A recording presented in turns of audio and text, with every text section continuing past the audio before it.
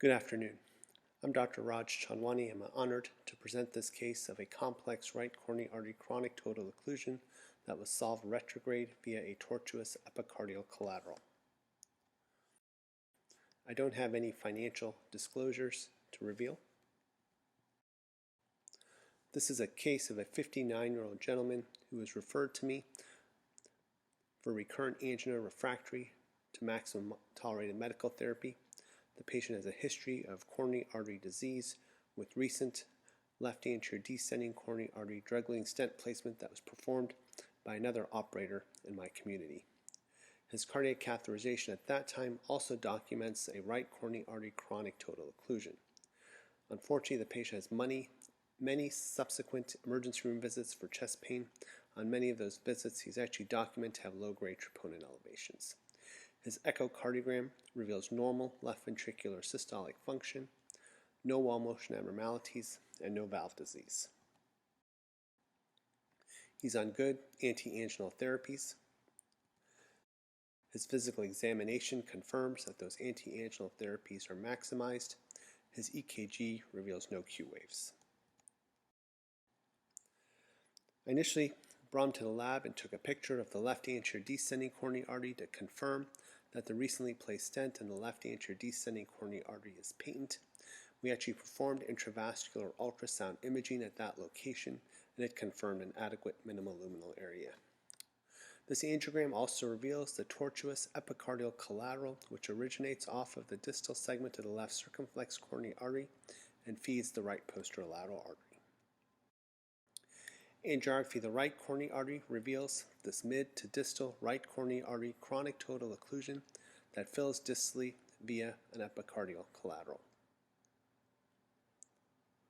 You'll also notice this right posterior descending coronary artery, which originates shortly after the area of reconstitution in the distal segment of the vessel. I initially penetrated the proximal cap of the right coronary artery chronic total occlusion using a Confianza Pro 12 guide wire with the support of a turnpike spiral microcatheter. After penetrating the proximal cap, I exchanged out and de-escalated to the Mongo intracoronary guide wire, which was advanced to this location but confirmed to be in the subintimal space. Next, I advanced my trap liner guide extension to the mid segment of the vessel to minimize any inflow into the subintimal space. I trapped out the turnpike spiral catheter and brought in a Suzuki dual lumen microcatheter to facilitate an attempt at parallel wiring using a Gaia Next Gen 2 guide wire. Those efforts were not successful. Then I attempted Stingray re-entry using an Estado 20 intracoronary guide wire, but those efforts were also unsuccessful.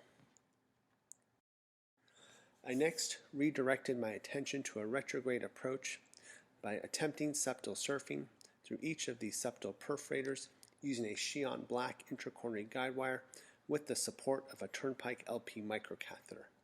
Those efforts were not successful. I then redirected my focus on that tortuous epicardial collateral that originates from the distal segment of the left circumflex coronary artery. I initially engaged the origin of that collateral using a Xi'an blue intracoronary guide wire, and then followed that with my turnpike LP microcatheter. I then switched out for a Suo 3 intracoronary guide wire, which was advanced carefully through the epicardial collateral. Here you'll see it brought back, and then advanced gently forward and advanced across that tortuous epicardial collateral like only a Suo guide wire can do. Here you'll see further advancement of the Suo 3 guide wire towards the distal cap of the right coronary artery chronic total occlusion. After penetrating the distal cap of the chronic total occlusion using our Confianza Pro 12 intracoronary guide wire, I de-escalated to the Mongo intracoronary guide wire, which was advanced up towards the mid-segment of the vessel, but in the subintimal space. To facilitate guide extension reverse cart, I used a 3.5 by 20 millimeter angioplasty balloon in the distal and mid segments of the vessel. Next, you'll see I was able to advance the Mongo intracoronary guide wire into the guide extension and then up into the antegrade guide catheter. After trapping my Mongo wire, I was able to bring my Turnpike LP microcatheter into the antegrade guide catheter. Then I exchanged out the Mongo intracoronary guide wire for an R350 intracoronary guide wire, which you see here, which was next externalized. After performing intravascular ultrasound-guided angioplasty and drug-eluting stent placement ×3 at the proximal, mid, and distal segments of the vessel, an excellent angiographic result was achieved. Please note I did have to stent the ostium of the vessel because of a guide catheter-induced dissection that was noted there. At the end of the procedure, I did perform an angiogram of the left coronary artery to confirm no left main dissection and to confirm that there was no perforation in the area of the epicardial collateral.